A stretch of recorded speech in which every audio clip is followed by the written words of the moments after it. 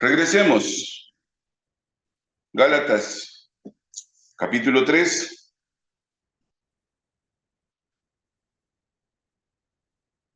Tenemos un personaje central en la forma en que el apóstol entiende cómo funcionan las cosas espirituales. Y como hemos dicho una cantidad de veces, ojalá esté claro en su cabeza, cuando tenemos dificultad con algo espiritual, lo más sencillo es buscar un momento natural. Porque en el momento que encontramos cómo funciona en lo natural, inmediatamente sabremos cómo funciona en lo espiritual. Ya que lo material, lo natural, es una sombra exactamente de cómo funciona el mundo espiritual. Ahora tenemos una persona, Abraham. Lo conocemos en la Escritura como el padre de la fe. Respecto de la fe, nosotros somos hijos de Abraham.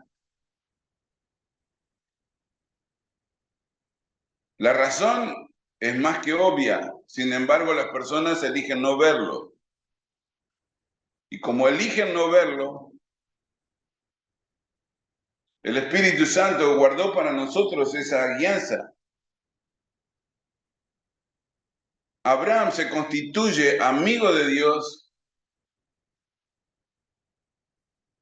muchísimo antes que el pueblo tuviera noción de la ley. ¿Está bien? Tenemos que poner las cosas en el orden histórico que fueron sucediendo. Dios llama a Abraham desde Ur para que salga hacia la tierra prometida. Pasarían 400 años de esclavitud en Egipto antes que el pueblo fuera sacado por la mano de Dios, la mano fuerte de Dios, dice la Escritura. Y en el Sinaí recibiera la ley escrita por Dios.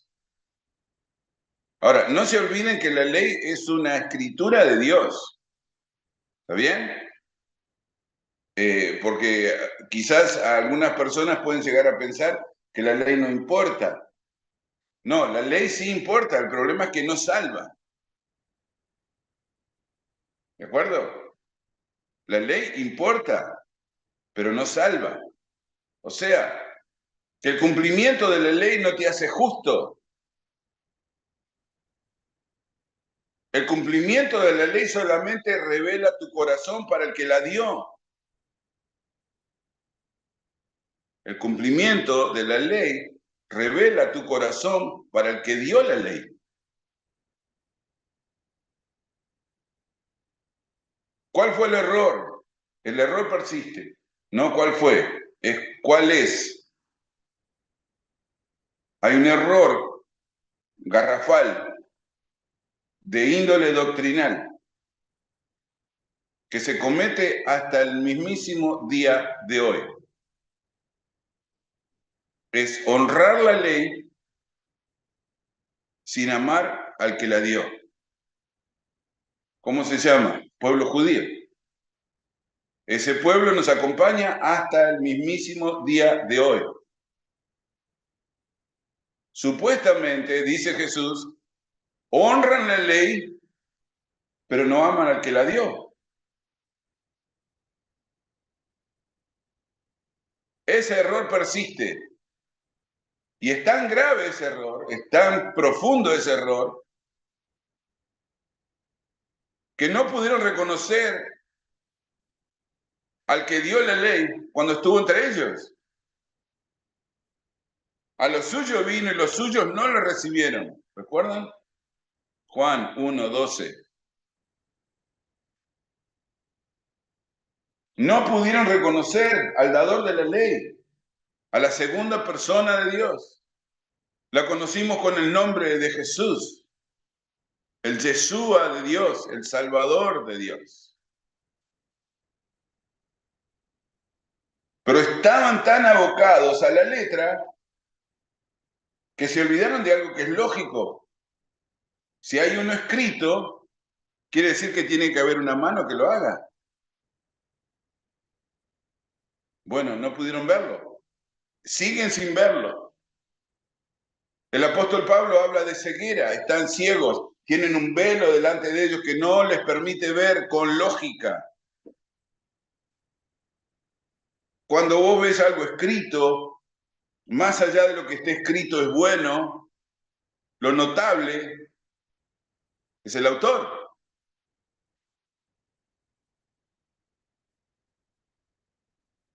Si yo te digo El Quijote de la Mancha, es una novela, pero lo grandioso de esa novela es que tiene autor. Ese es el problema. Bueno, el error persiste. Hoy tenemos las escrituras delante de nosotros y las escrituras son buenas, pero mejor es el que las dio. Pablo dice que esto se llama fe. ¿Está bien? Yo necesito desarrollar fe hacia el autor de la ley. Que cuando el autor dice, no sé, elijan un mandamiento en su mente. ¿Qué mandamiento les gusta? Estamos en el día de reposo. Bueno, tomemos el día de reposo.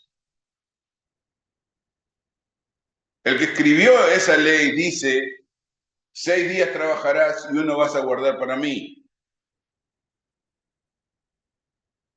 No hagas obra de siervo ese día, guardalo para mí.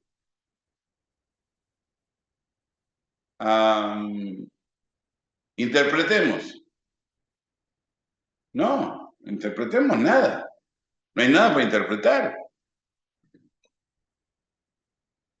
Mi fe dice que si el que escribió esa ley es verdadero, la obediencia es una necesidad absoluta.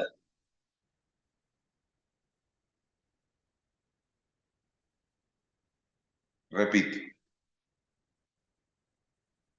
si el que me dio esa ley es verdadero, la obediencia es absoluta. ¿Pero se dan cuenta de lo que nos está pasando en estos momentos? El cumplimiento de la ley no es absoluto. Por lo tanto, ¿qué quiere decir? Bueno, no hace falta ser muy brillante para entenderlo. Lo que nos falta es fe. No creemos que el que dio esa ley requiera obediencia absoluta.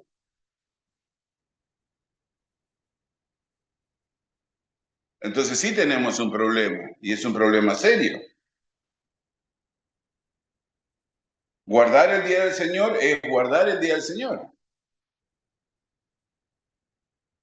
No, pero tenemos todo un mundo alrededor que no lo guarda. Sí, tenemos todo el mundo alrededor que va al infierno, desesperadamente, corriendo, desesperado. Y a no ser que nosotros querramos correr con ellos, como dice el apóstol Pedro, correr en su mismo desenfreno, nosotros vamos a terminar en el mismo sitio. No, no, no, un momento, yo tengo fe. ¿Qué significa? ¿Qué significa que tenés fe?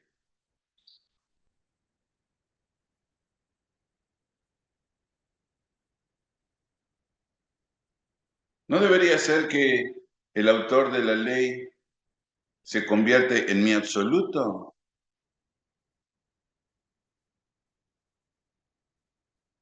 ¿O hacemos como los judíos? Tomamos de Dios los que nos conviene. Porque eso hacen los judíos hasta el día de hoy. Toman de Dios los que les conviene. Ya se los criticó Jesús, los llamó hipócritas. ¿Por qué creen que Jesús los llamó hipócritas? Porque en realidad no creían en Dios. Habían hecho de la ley una religión. Entonces ellos decían qué ley guardar y qué no ley guardar. qué cosas hacer y qué cosas no era tan conveniente hacer. Ellos eligieron. Y en lugar de adorar al que dio la ley, adoran la ley. ¿Tenemos respeto por este libro que tenemos delante de nosotros? Deberíamos. Deberíamos tener respeto por el escrito que tenemos delante de nosotros. Pero no adoramos la Biblia.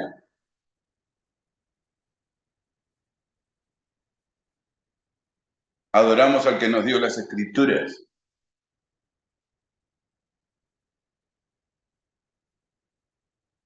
No le oro a la Biblia. Le oro al Dios que me escucha. Fe.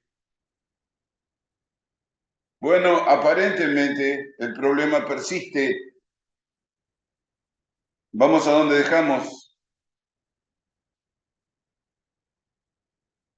Versículo 14, Gálatas 3, 14 en adelante.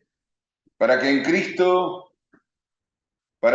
Cristo Jesús la bendición de Abraham sea su conducta de fe, alcanzase a los gentiles a fin de que por la fe recibiésemos la promesa del Espíritu.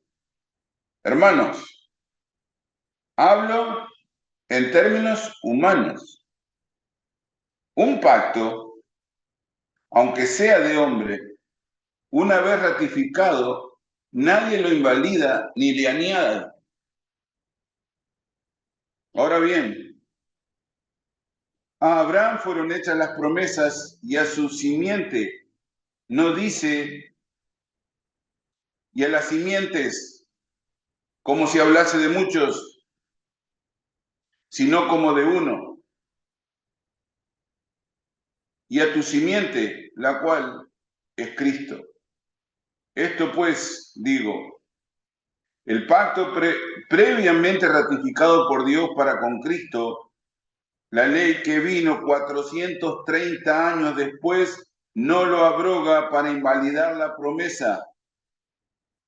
Porque si la herencia es por la ley, ya no es por la promesa, pero Dios le concedió a Abraham mediante la promesa.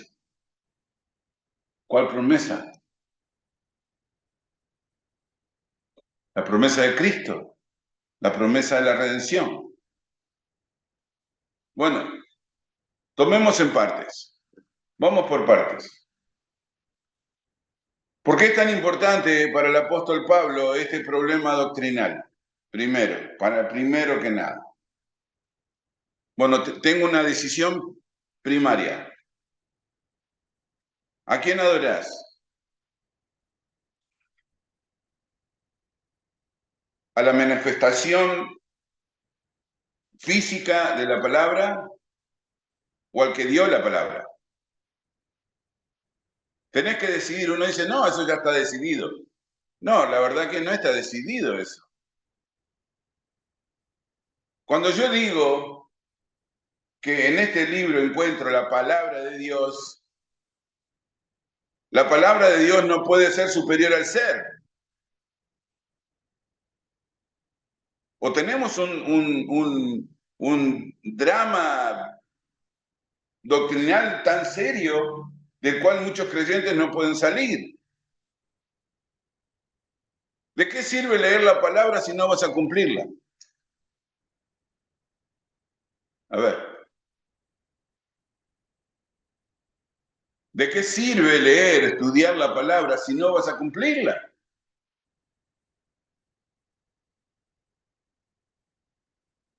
Cuando la cumplís, das honra al autor. ¿De acuerdo? Cuando la cumplís, das honra al autor. Te sentás en una cátedra, no sé, ¿qué profesión querés? Elegí la profesión. Te sentás en una cátedra Y el profesor te dice, esto se hace así, 1, 2, 3, 4, 5. Te vas de ahí y vos haces 1, 2, 3, 4, 5. Cuando haces lo que él te dice, ¿no estás honrando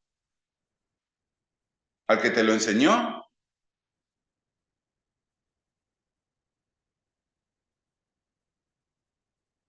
Bueno, tenemos personas que después que le dan el procedimiento lo hacen totalmente al contrario.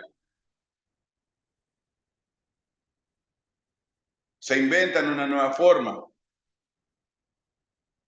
pero necesitan establecer una nueva escuela. Pero qué raro, ¿no? Esto es raro, hermano, pero si vos querés salvar una clase, cualquier clase, tenés que someterte al texto. O sea, no podés salvar una clase contestando en un examen lo que se te antoja. Tenés que poner en ese examen lo que estaba en el libro, lo que estaba en el texto, lo que respeta el autor de ese texto. Y si querés salvar esa clase, tenés que poner lo que dice el texto. Así que, ¿qué hacemos? Bueno, podemos discutir con el autor si quieren, pero ¿querés salvar la clase? Sí, quiero salvar la clase. Poné lo que dice el libro. No estoy de acuerdo en lo que dice el libro. ¿So? ¿No vas a poder salvar la clase? ¿Cuántos estudiantes entienden esto así? Todos.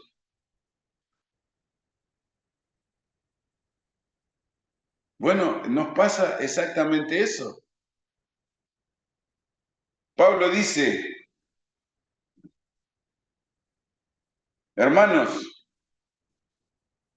verso 15. Hablo en términos humanos.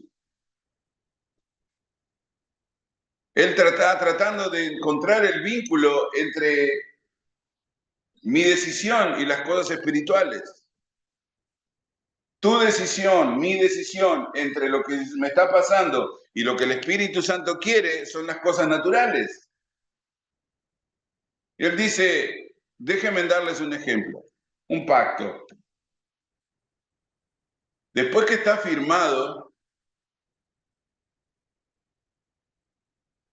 nadie lo invalida ni le añade.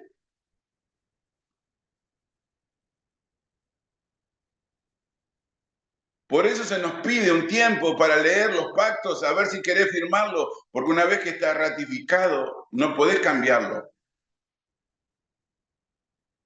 Los cambios hay que hacerlo antes de firmarlos. Pero después que está firmado no se puede invalidar. Tampoco se puede agregar, no puede haber cambios. El, cambio, el pacto termina con la firma. O sea, todo lo que quieras arreglar tiene que ser hecho antes de firmar.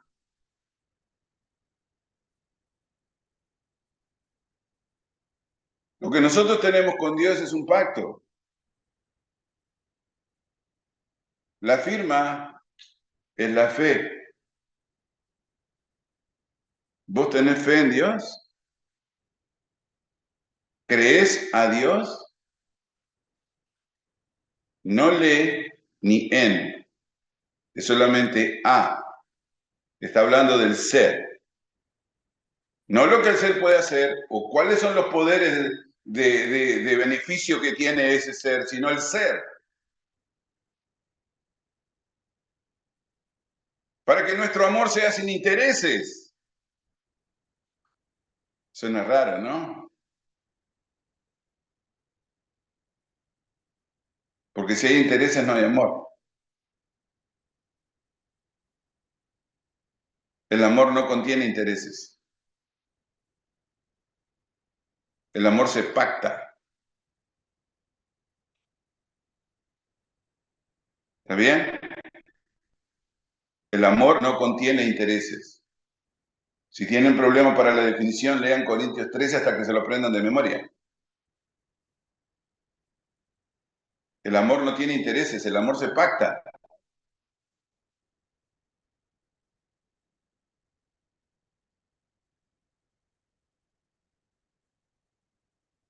El pacto, no sé qué cuál quieren, matrimonial, está hecho para que los intereses no jueguen ningún factor.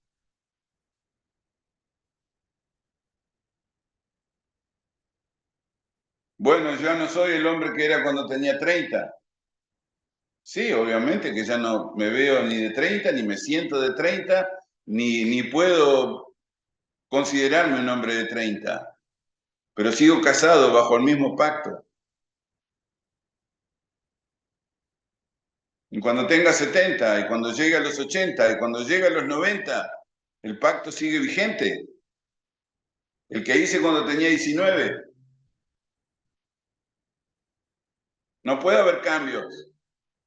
Si no, no es un pacto.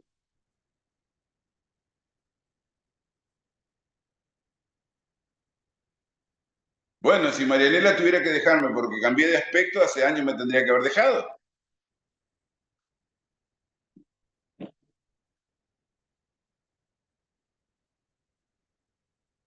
No, no, no, momentito, hay un pacto.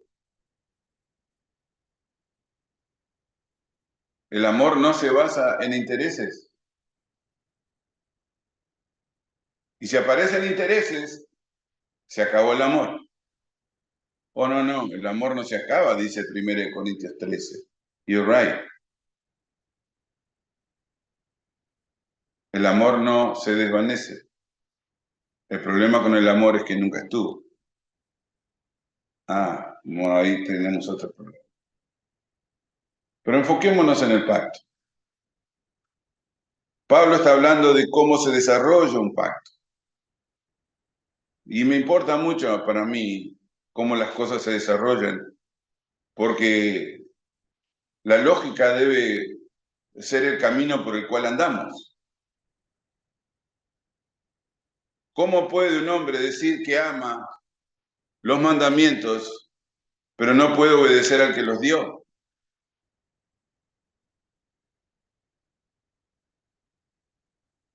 Jesucristo lo pone, lo tengo en la memoria constante mía. Espero que esté en la de ustedes. Si me amás, no tenés que, es un potencial. If, si me amás, ¿estás obligado a amar a Cristo? No, no estás obligado a amar a Cristo. Nadie está obligado a amar a nadie. El compromiso es una decisión, es un pacto, es contractual. No es un evento sentimental. Tiene que ver con tu moral, lo que vas a guardar y lo que no vas a guardar. ¿Ok? ¿Amás a Jesús? Sí. Guardar los mandamientos. Oh, qué sencillo. No, no es sencillo.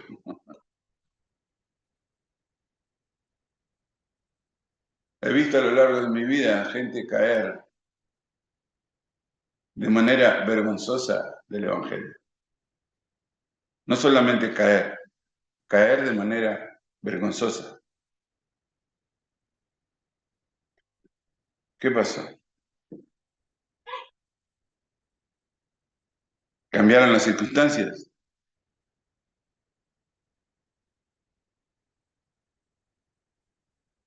¿Perdió poder en su voluntad? ¿La tentación lo superó?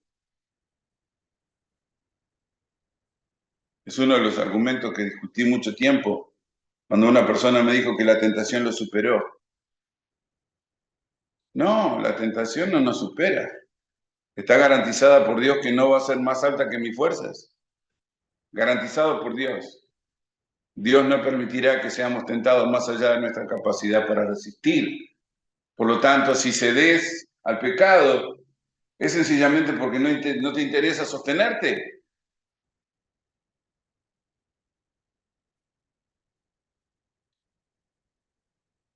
Oh, son muchas verdades juntas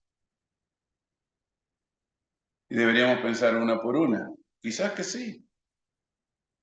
¿Amás a Dios? Porque si amás a Dios, sus mandamientos son absolutos.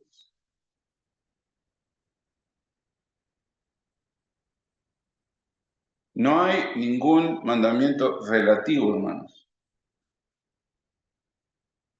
Dejemos en claro eso para poder marchar adelante con nuestra vida. No hay mandamientos relativos.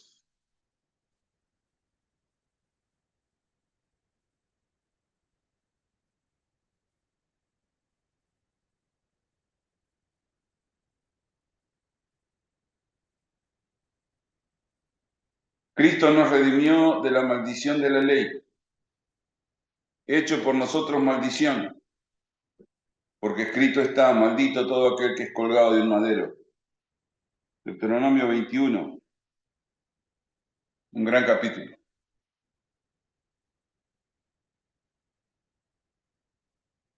Jesucristo fue colgado de un madero, hecho maldición por nosotros.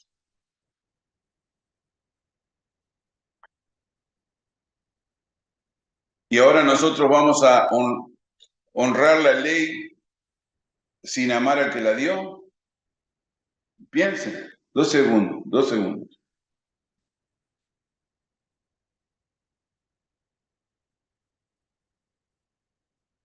¿Por qué hablamos tanto de la ley?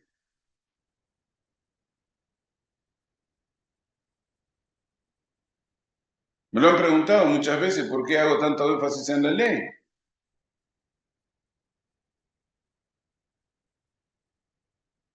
Pero hermanos,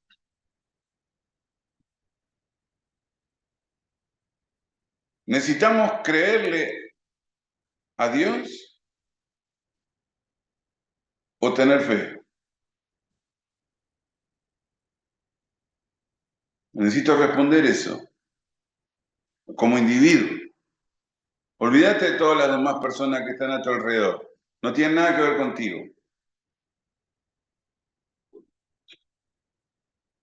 Si me dejas darte un consejo, viví tu vida en la manera que te vas a tener que presentar al juicio.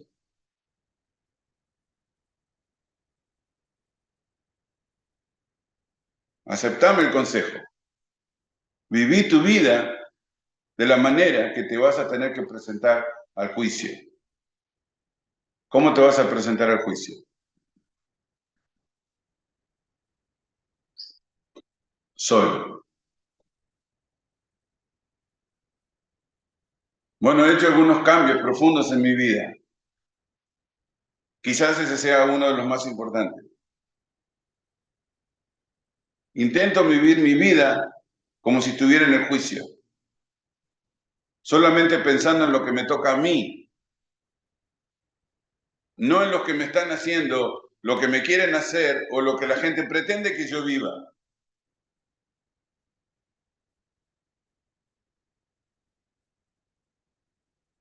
Suavicemos el mensaje. Yo no voy a suavizar el mensaje. ¿Te vas a quedar solo? Posiblemente me voy a quedar solo.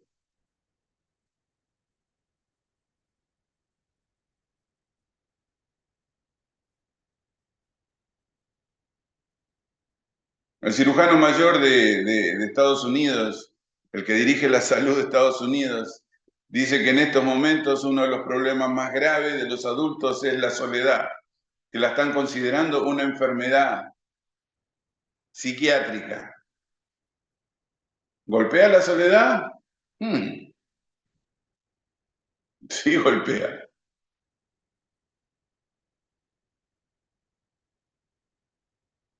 Entre los adultos, la causa de suicidio más grande que tenemos en estos momentos es la soledad.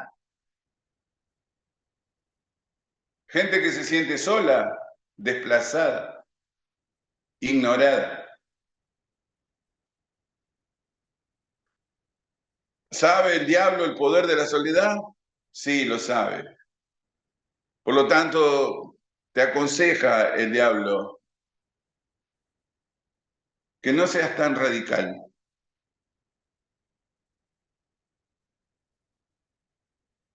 No seas tan extremista. No tengas conceptos tan altos respecto de tu espíritu. Baja un poquito. Comenzá a tolerar un poquito a los demás.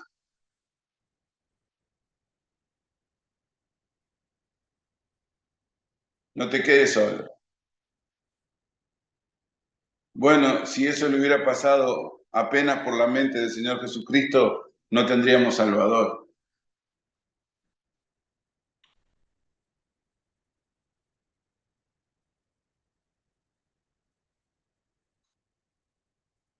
La ley nos va a dejar solos. La obediencia a la ley nos va a dejar, al final nos va a dejar solos. No estoy profetizando, estoy confirmando lo que dice la Escritura. Todos los que quieran vivir piadosamente en Cristo Jesús padecerán persecución. La persecución es un evento que ocurre en soledad. Lo lamento. Esa es la verdad. Arreglémonos con un poquito, echémosle algunas flores, hablemos del gozo que nos da servir a Cristo y andar con Él, y qué alegría en el corazón, y la felicidad del Espíritu Santo. Todo eso está bien, pero solo.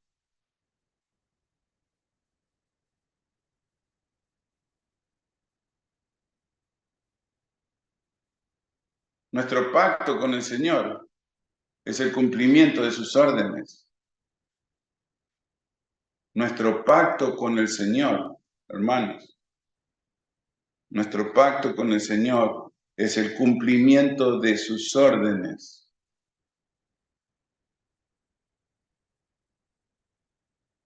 ¿Cuántos creyentes piensan que el día del Señor no vale nada? Que lo pueden tomar y dejar según les convenga o según sea su horario o según sean sus ocupaciones, porque, bueno, porque Dios me entiende que, Señor, esto hoy no pude. ¿Cómo que hoy no pude? ¿Cuál va a ser tu día de reposo entonces? Bueno, ahora se me pasó porque ahora viene toda la semana y toda la semana de trabajo. ¿Y el día de reposo? Bueno, el próximo.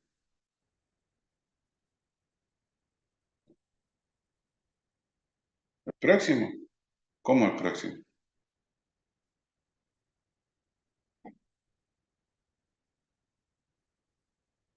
Entonces lo que Dios dice no es absoluto. No, no, es relativo. Bueno, corrijamos, hermano. Corrijamos. Es un pacto. En los pactos no hay relativos. Oh, no me había dado cuenta que hay que pagar todos los meses. ¿Está bien si pago una vez cada 5 meses? No, porque firmé que voy a pagar todos los meses. ¿De dónde sacaste que vas a pagar cuando tenés o cuando puedas? Me encantaría firmar un contrato de eso, donde diga, ¿sabes qué? Paga tu casa cuando puedas. Ok, dame acá que firme, right now. No, no, no hay contratos así. El contrato que firmé para mi casa es mes a mes, sin que falte ninguno de los 12. Interpretemos. No hay nada para interpretar.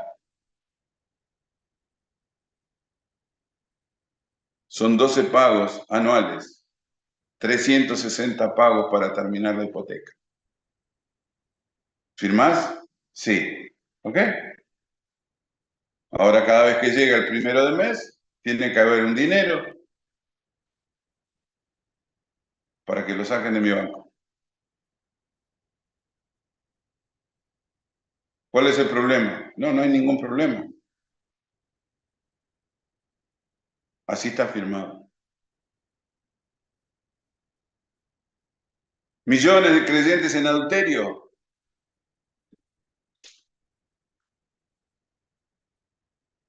Y te interpreta como que la parte que cayó fue la otra, entonces ahora están libres ellos para romper el contrato. ¿Cuál? ¿El que hiciste con Dios?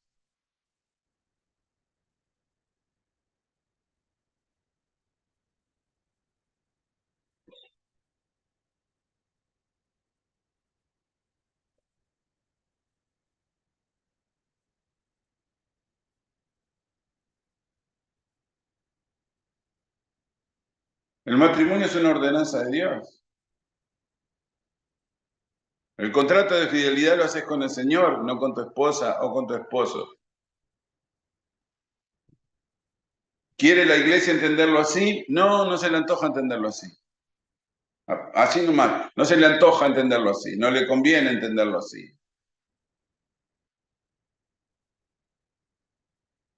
Pero eso dice el que lo dio.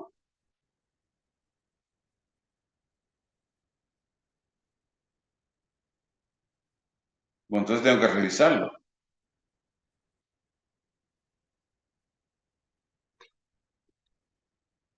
A Abraham fueron hechas las promesas y a su simiente. No dice a sus simientes. Es un pasaje muy interesante en Génesis 19, si tienen chance para leerlo, donde aparece cómo Dios se relaciona con las promesas. Hecha a la simiente, en tu simiente serán benditas todas las naciones de la tierra, no en tus simientes. No está hablando de los hijos de Abraham, sino del hijo que vendría de su simiente. Uno.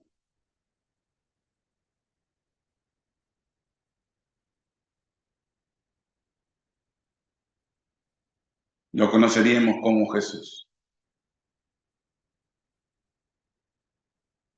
Cuando Dios le hace esa promesa a Abraham, Dios no miente, ni se retracta de sus palabras. Encontró la simiente que necesitaba para que de eso viniera lo que conocemos como la encarnación de la segunda persona de Dios, el Yeshua, Jesucristo.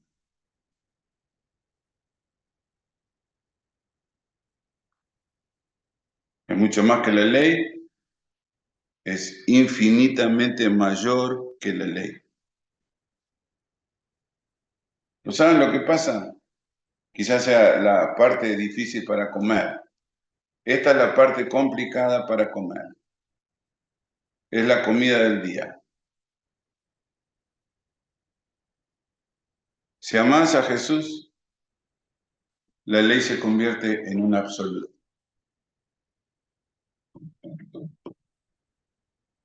Se llama fe. Es la terminación de todas nuestras dudas. Hay muchos creyentes dudando y los he conocido a lo largo de toda mi vida.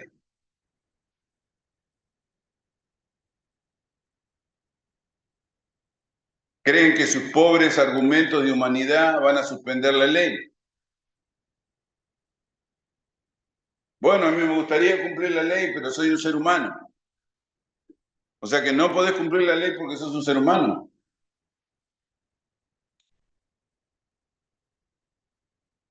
Sí, soy una persona débil, soy una persona con problemas, tengo dificultades en sostener ¿qué? Tu palabra. ¿No sabes lo que significa dignidad?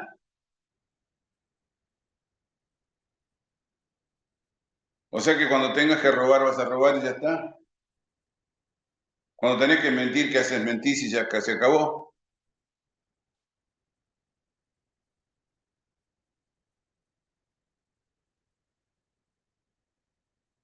Porque eso es lo que estamos viendo. Personas que creen en su propio entendimiento, y quiero dejar esto bien claro, creen en su propio entendimiento que se puede amar sin guardar un pacto.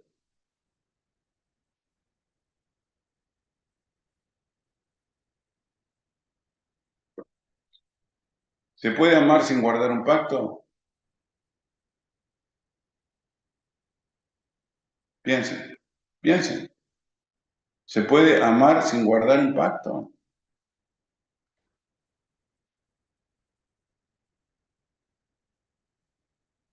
Bueno, nosotros sabemos acá en el medio del corazón que eso no es cierto. El que ama, el que ama, se somete a sí mismo a un pacto.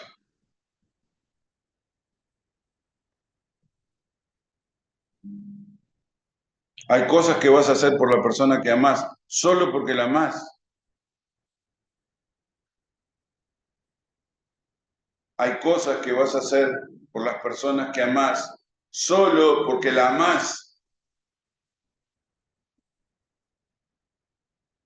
Vas a cumplir con ella solo porque la amás, es la razón.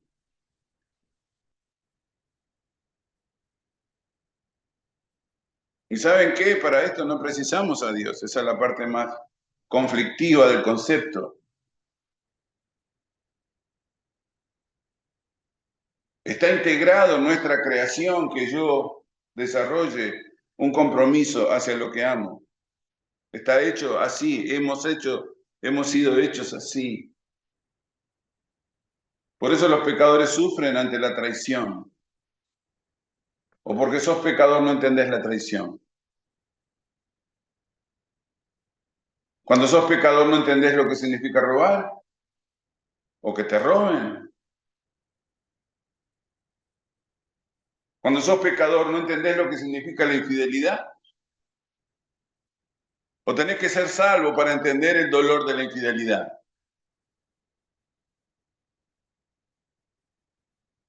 Claro, ¿no? No, si no sos salvo no vas a entender la infidelidad. No, no, yo entiendo la infidelidad. Si ser salvo. Entiendo a la persona que me desprecia sin haber conocido el amor de Dios.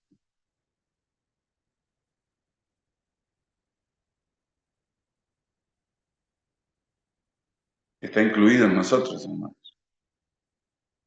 ¿Cuánto más cuando pasamos a la fe? Cuando creemos a Dios. Cuando Dios es el objeto de mi fe. Cristo, la razón de mi fe.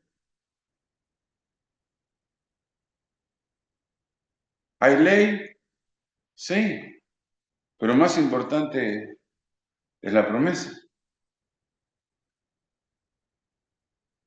Más importante que la ley es el compromiso.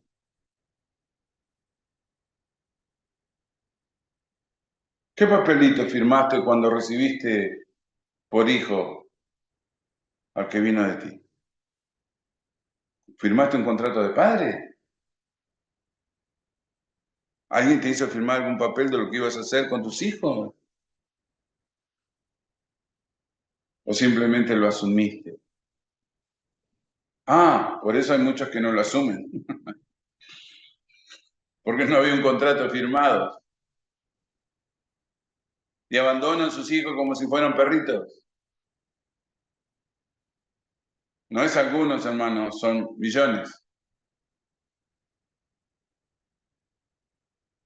Y piensan que como no había nada firmado, bueno, entonces no tienen nada de qué responsabilizarse. Sorpresa. Está incluido dentro de nuestra hechura la responsabilidad para guardar nuestros contratos.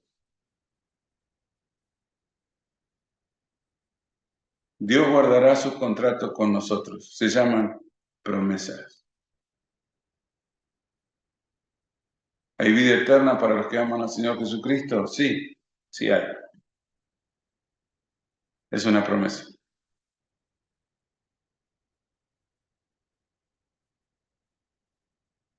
¿Hay vida eterna para los que aman su venida? Sí, es una promesa. Hay vida eterna para los que aman la venida de Cristo. O sea, personas que han perdido el miedo al juicio, porque sus vidas corresponden al Señor. ¿Tu vida corresponde al Señor o la estás tratando de llevar según sea tu entendimiento?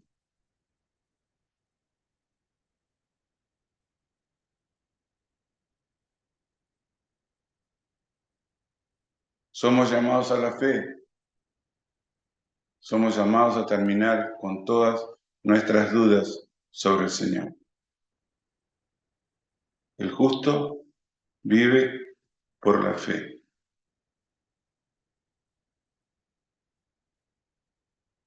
El justo vive por la fe.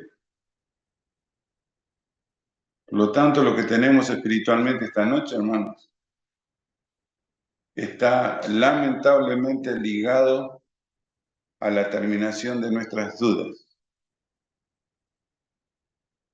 Por lo tanto, si hay alguna duda, la relación no existe.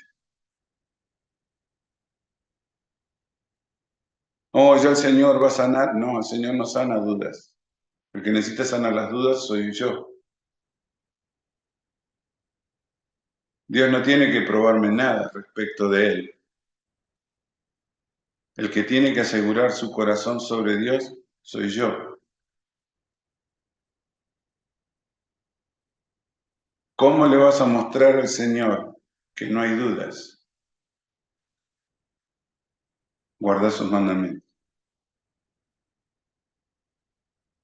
¿Cómo le vas a mostrar al Señor que no hay dudas? Guarda sus mandamientos. Él viene primero en todos los asuntos de nuestra vida.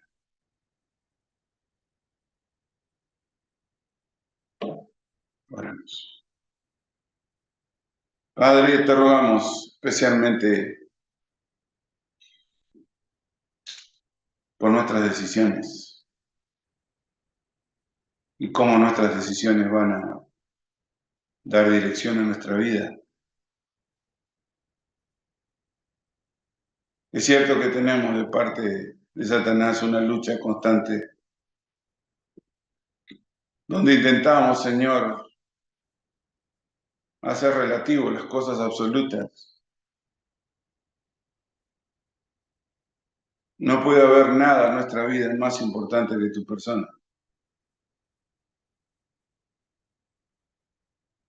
No hay nada más importante que tu persona.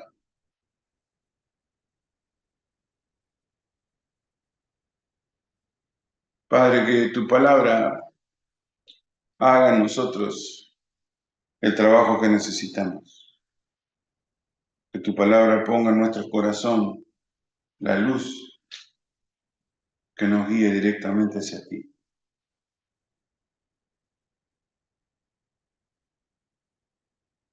Sé tú, Señor, sobre mis hermanos. Que el poder que obra, Señor, en tu espíritu nos permita acercarnos a tu persona, más allá de la ley, más allá del mandamiento. Acercarnos a tu persona. Sé tu Señor sobre nosotros. Por Jesucristo oramos y te damos gracias. Amén.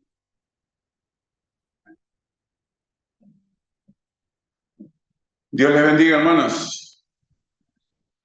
Una semana entera por delante. Pasen un buen tiempo. Dios les bendiga.